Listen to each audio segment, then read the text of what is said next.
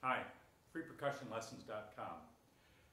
Behind the timpani today to talk about muting and how to mute your drums. Now, muting is important when the composer asks you to mute. Hector Berlioz asked you to mute drums during Symphonie Fantastique and the March to the Scaffold. Other times you have to mute because your timpani resonate too much.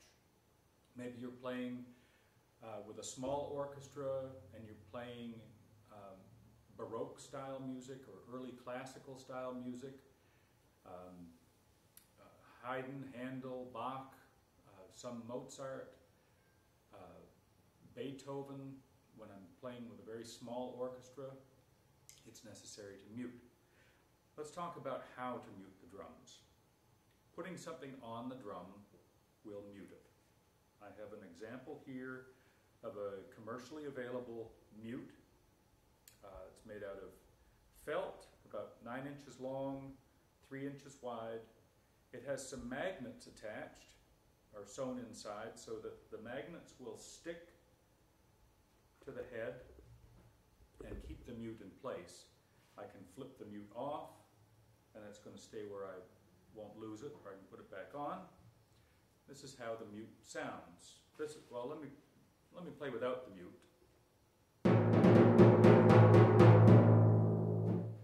Now I'll put the mute on, listen to the difference.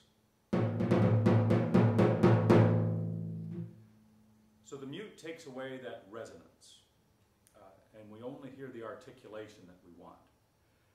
Now sometimes if you're playing something with a very fast and complicated rhythm, and it really needs to be clear, the composer may not tell you to mute, but it's a good idea to have your mutes handy, and you want to put something on the drum so you can play. You can play something like that, and it's going to speak through the orchestra. So that's this type of mute. You can make some mutes. What I have here is a piece of construction felt. It's not very thick, but it's got some weight to it. What I do is this is, I don't know, maybe 15 inches long. I fold it in half and then in half again, so now I have 4 thicknesses, and that gives me some weight. So this is a little bit more of a mute than these ones, obviously, because it covers more of the drum. So I have that available. This is nice to have because you can move the mute around a little bit better. There's a difference if I mute in the very center of the drum. It's going to allow for more resonance to occur. But I'm still hearing more of the articulation than I would if I didn't have any mute at all. So this would be less muting, this would be more muting. Okay?